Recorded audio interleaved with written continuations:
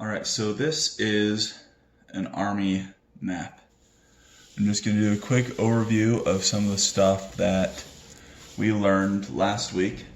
The first one was some of the marginal information right here. That is the adjoining sheet index right there. Has your adjoining sheets, boundaries, elevation guide, all that good stuff. Alright, and then next on there, in the marginal information, there was the special notes. I don't see any special notes for this map, so that's not anything to worry about. So the notes on there was the declination diagram. That is right there.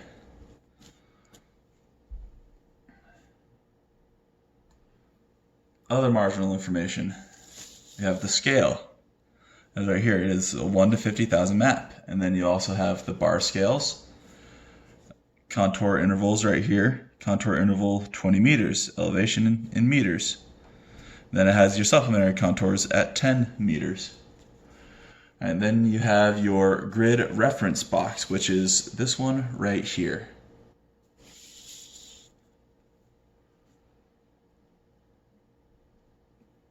Alright, and then the last piece of marginal information was the map agency and the legend. I actually do not see the map agency on here. Oh no, it's right here. Here is the map agency, Defense Mapping Agency. And then here is your legend right here. That tells you what all the different symbols on this map mean.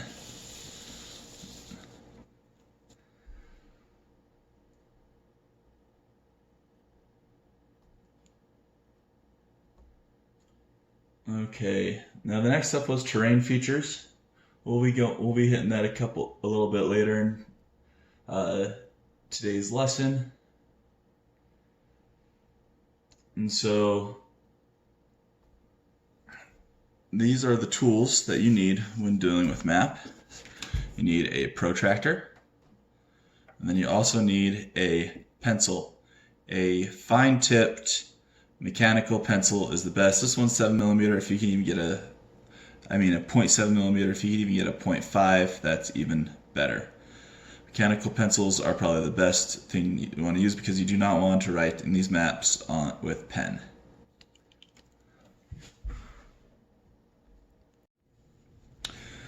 Okay, so now we're going to talk about how to use your protractor with your map.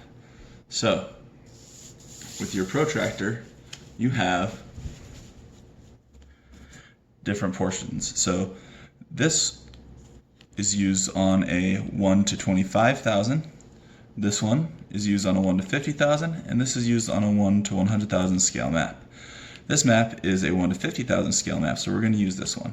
So like I was talking about last class, this portion right here coincides with the grids on a map. And this is how you determine location. And you can get your location when someone gives you a grid number. And so, as I was talking about before, each of these grids are numbered. So, they're numbered for both up and down and left to right. So, the ones that go north to south or up and down is right here. And it's 80, 81, 82, 83, 84, like that. And you can also see it coming right through here up in the middle. And I'll see the numbers right here. Then you also have numbers that read right to left, or east to west to east.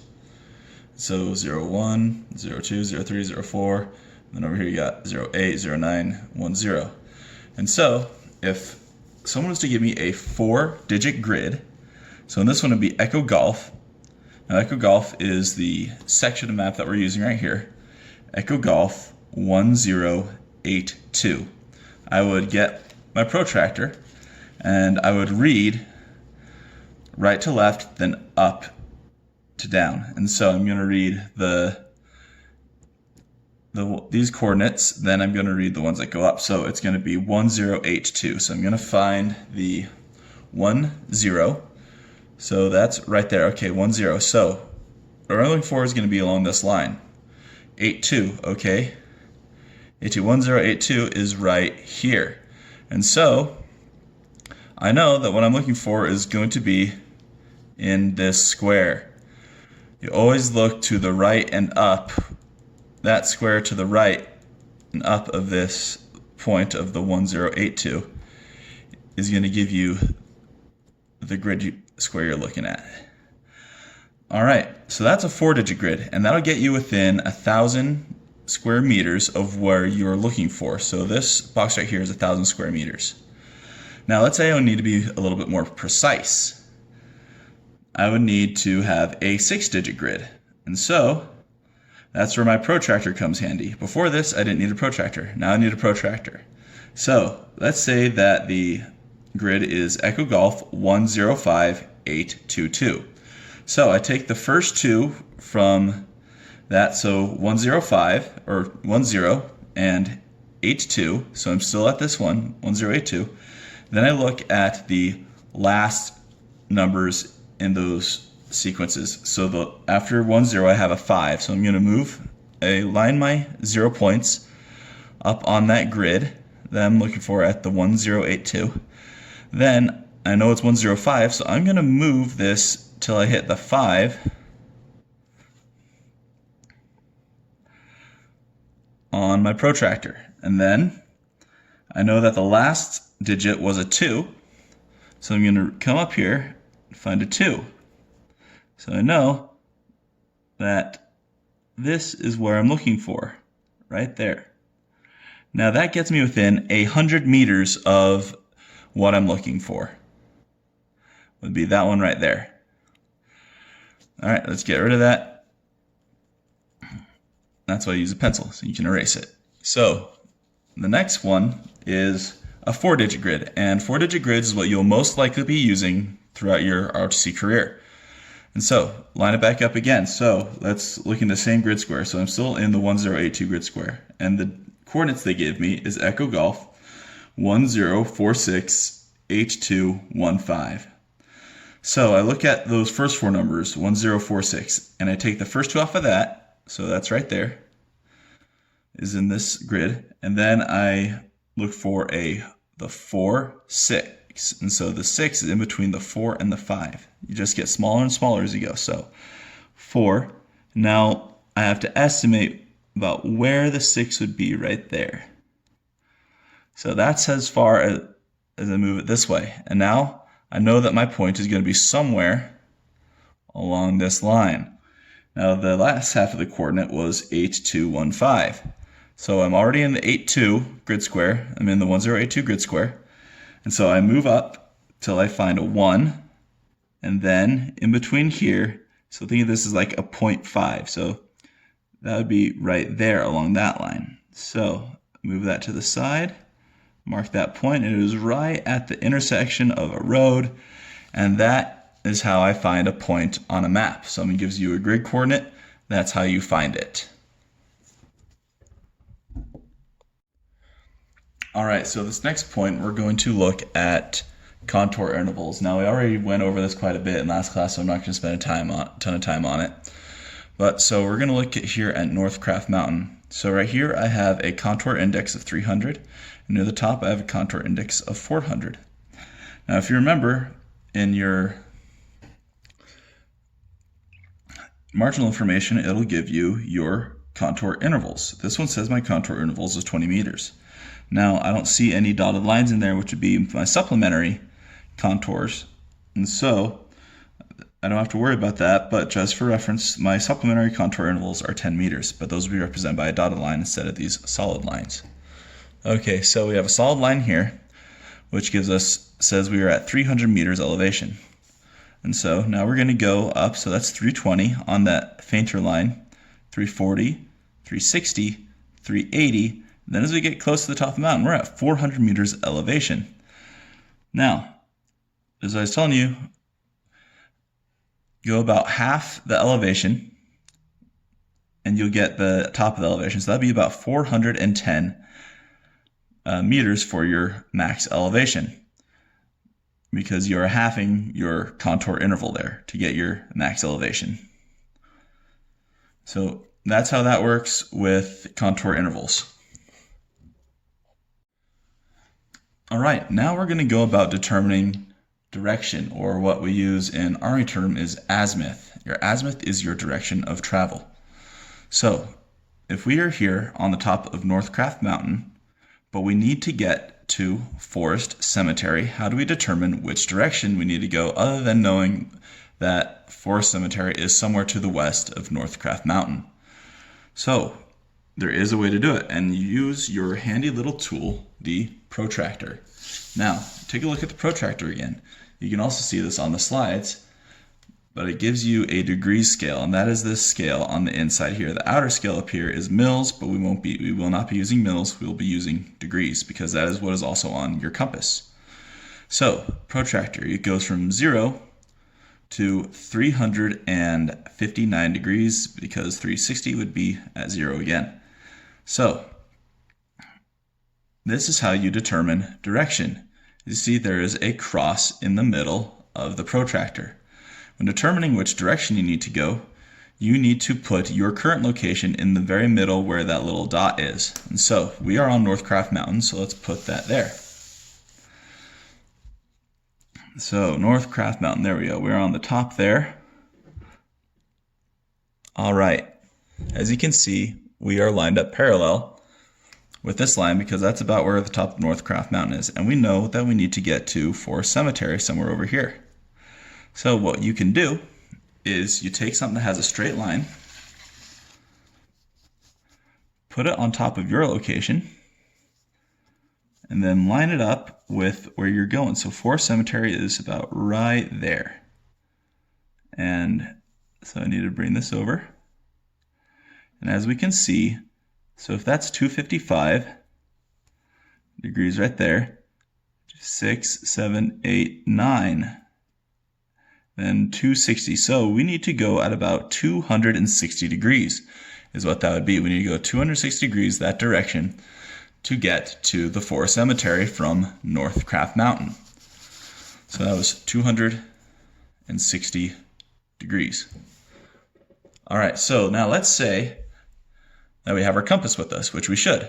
Now, if we remember correctly, we have a declination diagram because magnetic north is not going to be the same as our grid north.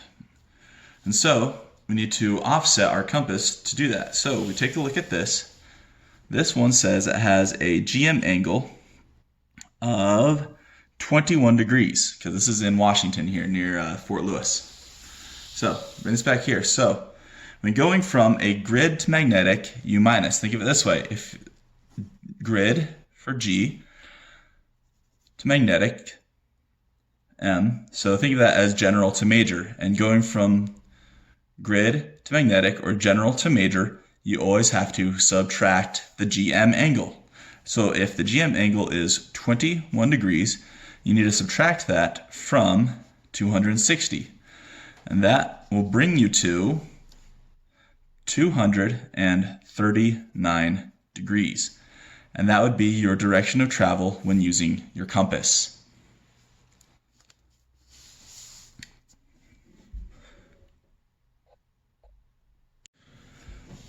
All right, so now we're going to talk about determining your back azimuth.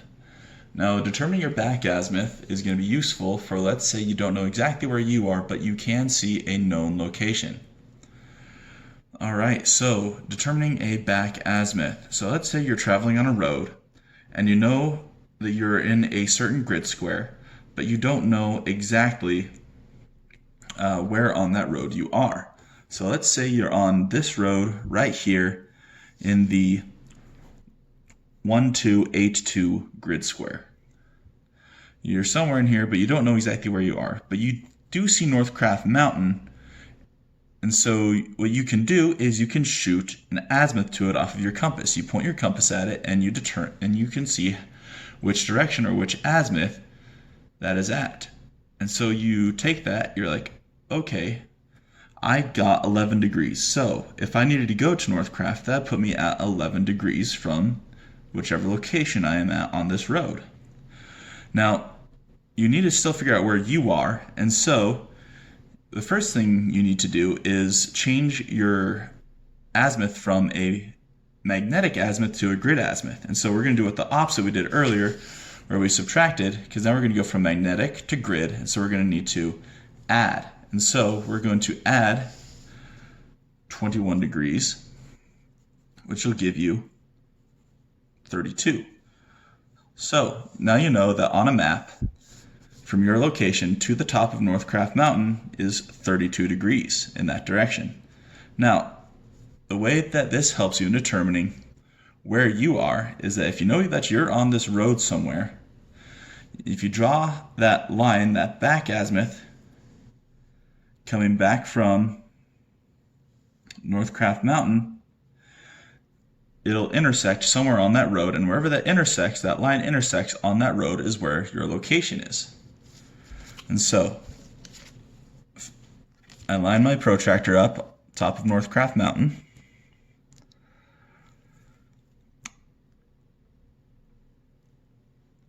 I almost forgot a step. All right, so 32 degrees. Now, to find your back azimuth, you are going to add 180 degrees. So you pretty much need to, so you're facing this way. So now if you're on Northcraft Mountain, we need to get you facing the other way. So you need to turn around 180 degrees. Now, since I am less than 180 degrees, now I will add as well. So 32 plus 180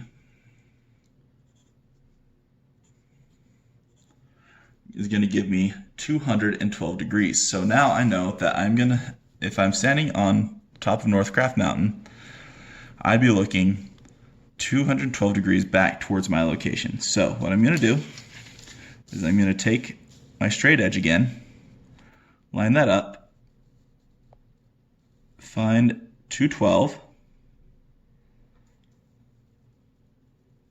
There it is, 212. And then mark on the road where I'm at, would be right there. And so now I know that this is my location. Now I can take my protractor, line that up right there, and I can get my 8-digit grid location off of that. So I know I am in Echo Golf.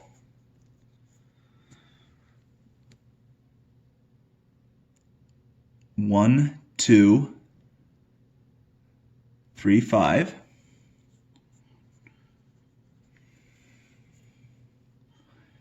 8, 2, 2, 7. 8, 2, 2, 7. And that is how I was able to find my location using a back azimuth from another known location.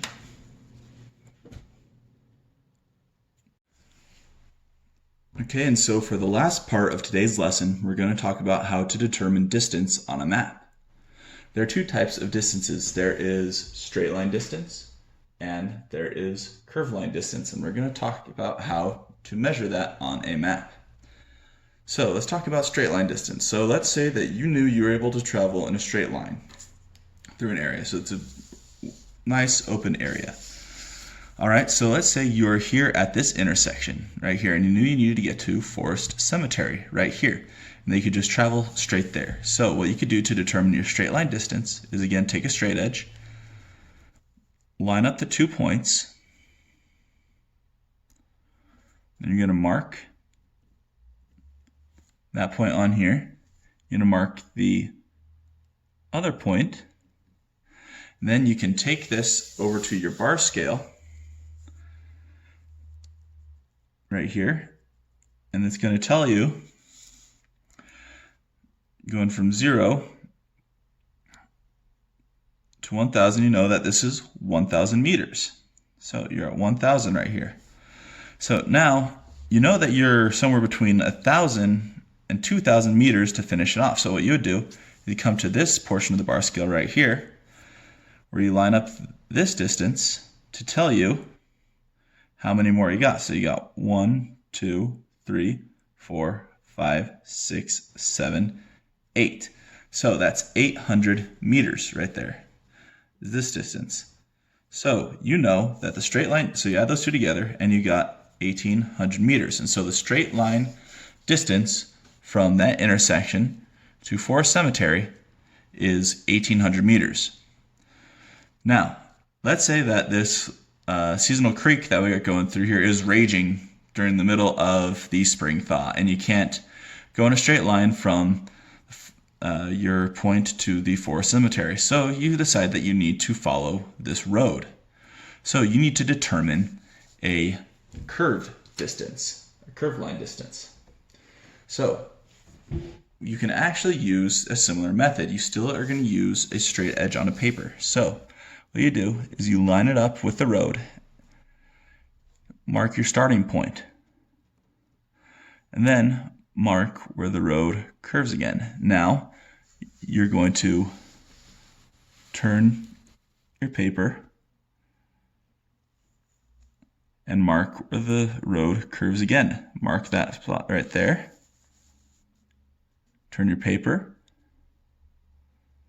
mark it again, turn your paper, and about here you're going to get about the same distance right here. Yep, and so there's the cemetery, and now you just do the same exact thing. So there's the end, well, you can call it start, end, whatever. That's the last part of your distance. And this is your first part of distance. So you know that it's going to go all the way, that it's over 2,000 meters. And then as you get the exact, bring it over here to your short scale, line that up with 0.